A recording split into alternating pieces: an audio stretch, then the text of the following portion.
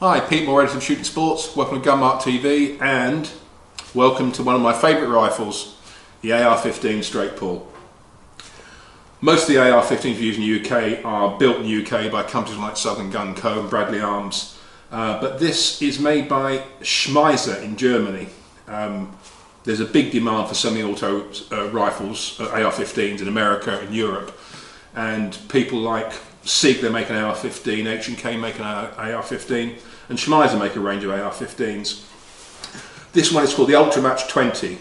It's got a heavy 20-inch bull barrel, approximately 1 inch diameter, rifled 1 in 9. And apart from that, it's quite a standard gun. It's got forged up and lower aluminium receiver, usual AR15 controls, mag button, ambidextrous safety, which is quite nice. The difference really here is that because Schmeisser makes semi-auto guns for the civilian market as such, they build them in the standard A2 spec with a case deflector and a bolt forward assist. For the UK market, because we can't own semi-auto guns, these two items are really superfluous, and most people do go for side-cocking guns. However, there is a way around it, as Schmeisser have included what they call ambidextrous T-handle. It's larger than the standard T-handle gun with a catch either side. Truth is, a side cocker is quicker, and potentially if you have problems with hard extraction caused by over chamber pressure, this doesn't give as much effort to you to unlock the gun. However, I've been testing this gun for a couple of weeks now, and I have to say that it's been proved quite good on primary extraction. It's still a little bit slower, but that's neither here nor there. If you're not a practical shooting guy or somebody who shoots service rifle where the competition is about getting rounds down at a certain time, then if you're just shooting for accuracy or varminting, then the T-handle, as long as the gun works with the right ammo, is not a huge impediment, which is quite nice. Gun itself has a slimline free float forend with K-mod slots. As can be seen here, Schmeisser include a little 1.25 inch Picatinny rail you can clip onto the forend where you like. And because Ruag now distribute Javelin bipods, I put on their Picatinny rail adapter with a lightweight Javelin bipod, which quite suits the rifle. The Javelin plugs in, plugs out, it's magnetic, so it's quite a nice little option. The butt is, they call the A4 butt. It's a fixed butt version. Basically it's like the old American A2, but what they've done, they've cut this away to make a club foot shape, which I quite like because you can get behind it and hold this, and when you're shooting prone for accuracy, it's a very nice position to shoot from. Gun comes with two 10-round magazines. The second one is retained in the butt, which is a little bit different. That pops out, 10-round in the butt. Gimmick or not, I don't know, but it's a spare magazine if you want it. Trigger is a standard, pretty much standard AR15 trigger with a pull weight of about 5 pounds. I have to say I found it's a little bit heavy, not unworkable, and the gun shoots well, but again, something lighter on what is a match style gun would be, I feel, better. Schmeisser make 14 rifles all based on this chassis. 14.5 inch barrel, 16 inch barrels, 20 inch barrel, 24 inch barrel. The unusual thing is that all the carbon guns, carbon steel barrel guns, they're 1 in 9 twist. This gun, the Ultramatch STS, which is the stainless version called the STS, it's exactly the same gun, the stainless barrel.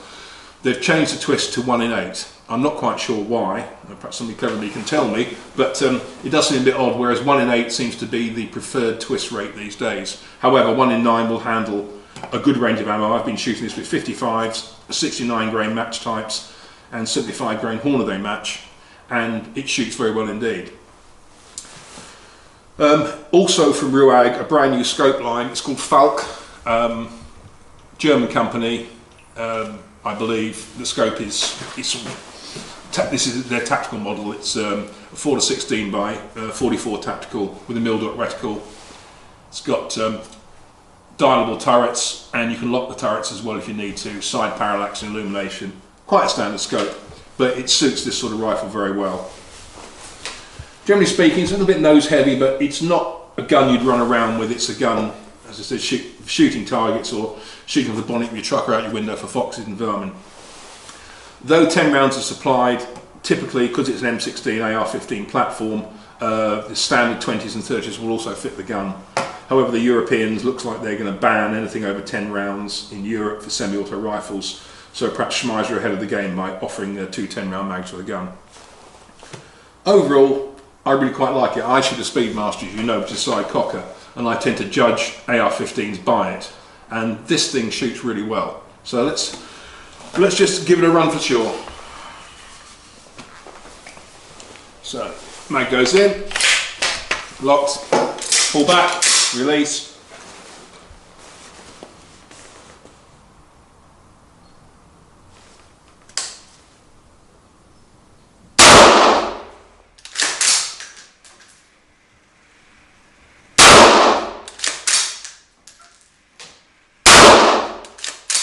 As you can see, it's ejecting quite well, very well in fact, which is often the curse of a T-handle gun with the wrong ammo. But this thing is, I think it's shooting very nicely, and it's easy to shoot as well.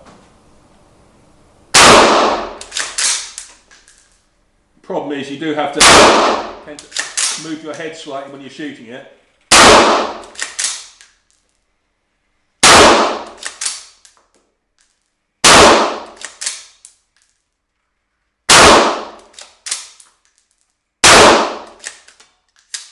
After the last round, like all good AR-15s, locks back ready for the reload. Price wise, the Ultramatch in standard steel comes in at I think £194 or £196, also £1,964, and it's quite a good, well, I think it's a very good price for what you're getting. Good barrel, shoots well. I've had, with a 75 grain match, this thing was shooting ½ inch off the bench, which I don't think is too scabby for a rifle. Primary extraction is not a problem.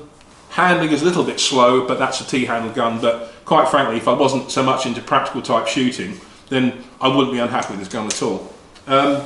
It's one to look for. I spoke to Schmeisser at Iowa last year, talking about are they going to make a side cocking gun, and they said we don't need to. And I was trying to explain to them that side cocking option, I'm not saying you need to have all side cocking, would be quite good for the UK market, and they are apparently considering it. But as it stands, if you're looking for a shootable AR that's going to shoot some seriously good groups, for the money, this is not a bad thought at all.